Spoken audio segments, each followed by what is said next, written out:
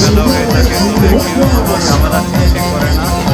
আমাদের বাংলাদেশের মতো না যে মারামারি কাটাকাটি বিচিকিৎসা করে, এই ধরনের কিছু না আসলে।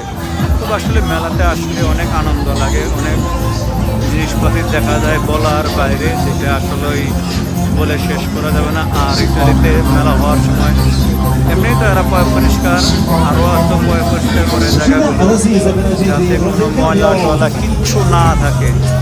তো মেলাতে ঘোরাঘুরি করলে অনেক ভালো লাগে সত্যি।